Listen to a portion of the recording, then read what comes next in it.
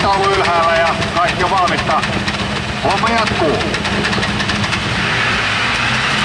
Ja Oja lähtee hyvin. Perkiömäki ja viimeiseksi Pakkala saa vähän osumakin.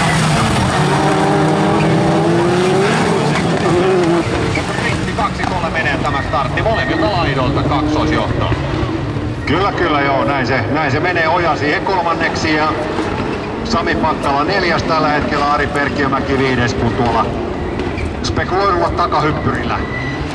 Autot ovat nyt jo tosin tulossa takaisin tähän stadion alueelle. Ja valitettavasti suomalaiskaksikko pitää kanssa viimeistä paikkaa nyt tässä näin.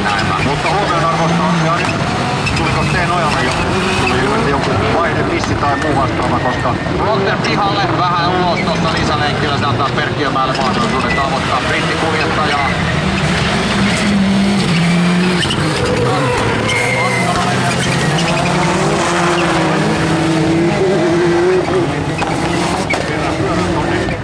Sepelille ja siinä kipinät lentävät ja uroa on ilmassa.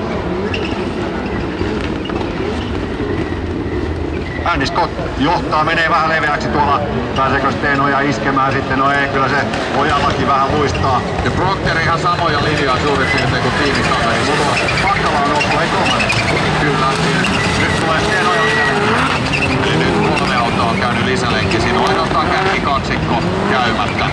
Andy Scott ja Sami Pakkala oikein hyvin katsotaan. Ottaa kolmospaikan, työntää Procteri siitä sivuun ja menee kolmannen.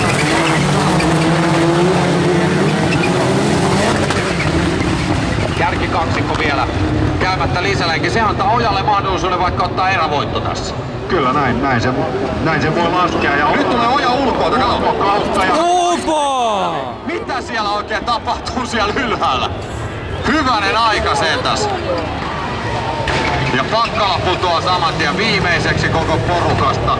No aivan suu auki täällä jätskikiskalla. Nuori mies Virosta Sten Oja ja tuli ihan heittämällä koko orkesterista ohi.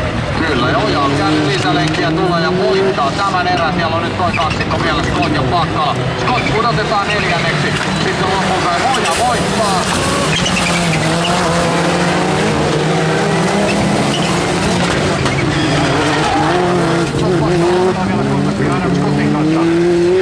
Mä oon sitä mieltä, että Oja tän voittaa kuule.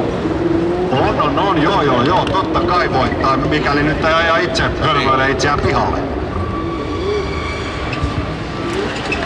Huimia linjoja brittikuljettajat vetää tuossa alamäessä. Perkiömäki on myös mukavasti siinä kolmantena, ja täytyy muistaa, että Perkiömäki on myös tehnyt jo lisälenkkinsä. Hän tulee ottamaan tässä startissa 3. tilansa, jos Scott ja Pakkala kahta viimeistä paikkaa pitämässä. Ja Oja tulee näyttämään. Joo, näin se tulee. Sten Oja tulee ykkösenä ruutulipulla ja aivan Perkiömäki nousee kakkoseksi. Aivan loistava. Viimeisessä mutkassa. Mutta ihan siis